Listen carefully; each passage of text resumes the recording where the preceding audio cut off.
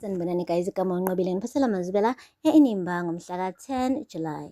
Namhlanje-ke uHlathi uhambile waya eZondo Technologies ukubonana phela noSydney ukuze asayine i-contract, kusho ukuthi usayi-terminate manje ngekaphinda asebenzisane nabo.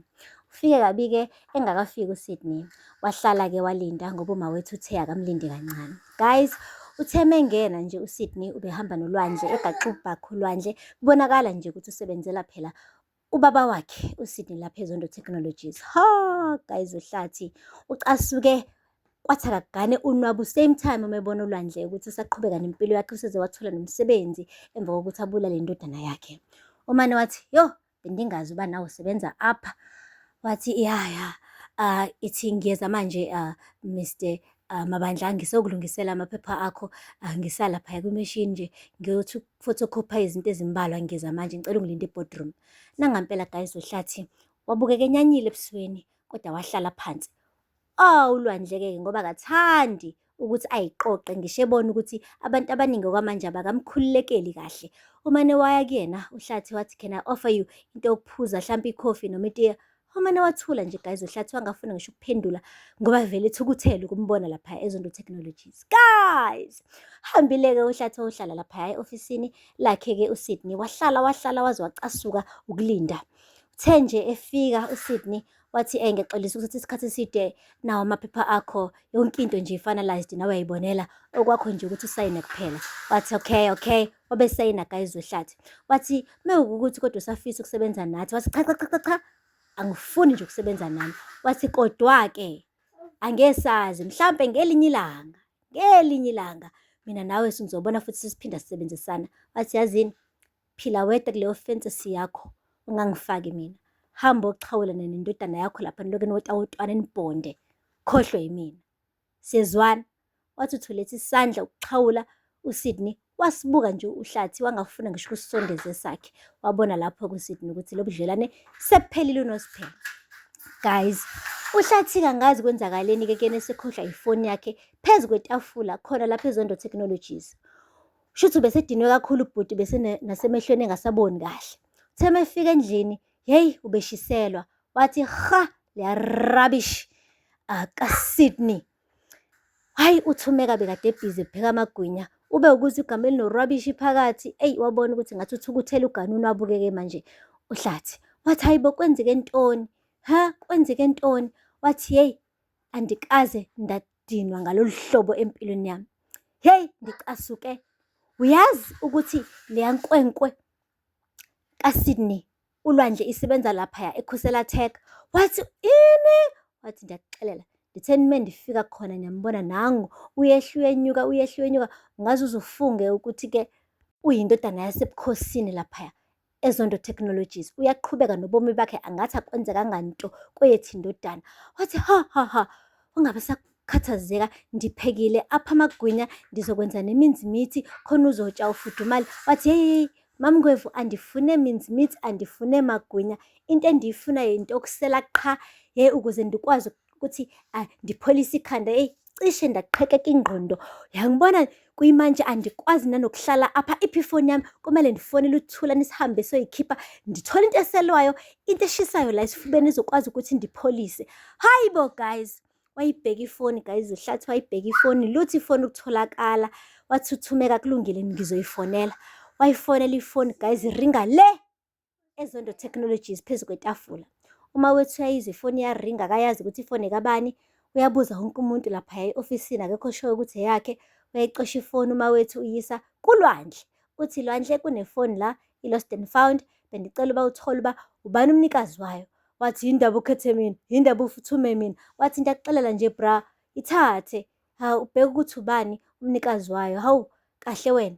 Wayithatha ngampela guys ulwandle ifoni, methi uyayivula, hayibo, i-screen save sakhona guys, uHlathi benonkosikazi wakhe uThumeka. Hayi, wabona engathi coincidence ubhuti le, thuba lakhe elihle lokuthi ahambe eyoxolisa lapha kaMabandla kwesithathu noma kwesi-4 noma kwesi-5. Kade phela exolisa labantu abamfuni eduze kwabo.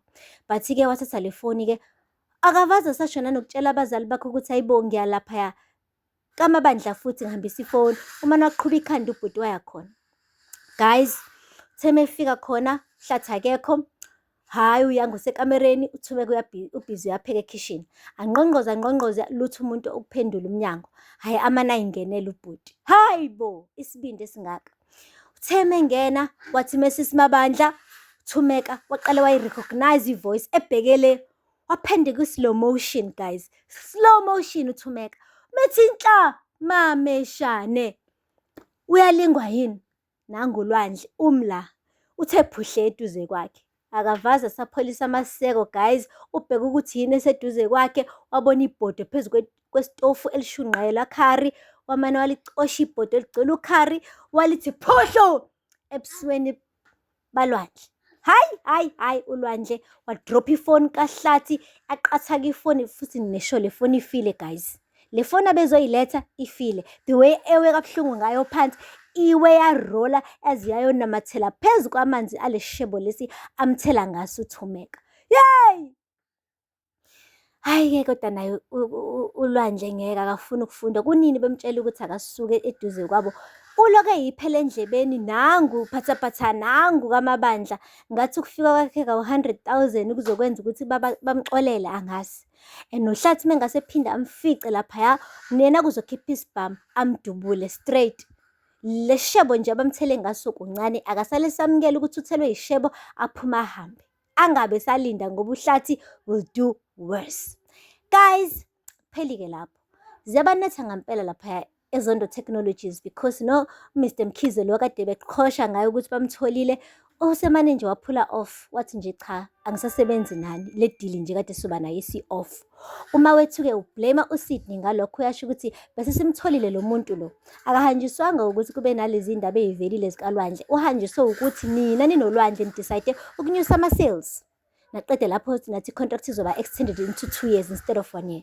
Mina bengisho kahle ngathi lo muntu ngoba sisamfuna, sisamphuca umuntu, asiqale sithi ama-sales athi ukuba phansi ukuze abone ukuthi thina sithembekile, ngekazaza alimale kakhulu ephaketheni mesebenza nathi, ne-contract ibu 1 year khona ezokwazi ukuphefumula kahle mekuthi usefuna ukuphula out, akwazi ukuthi okay at least it's 1 year I can do it without any strings attached.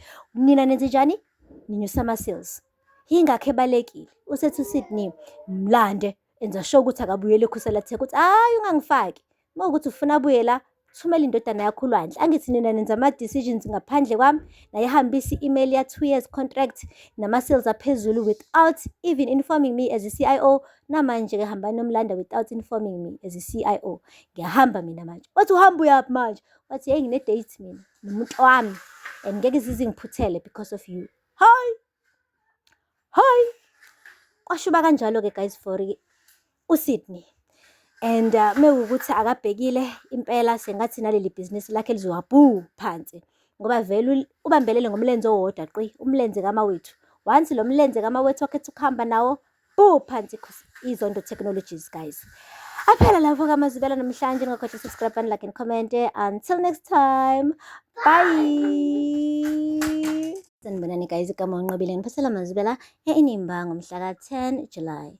Namhlanje-ke uHlathi uhambile waya eZondo Technologies ukubonana phela noSydney ukuze asayine i-contract, kusho ukuthi usayiterminate manje ngekaphinda asebenzisane nabo.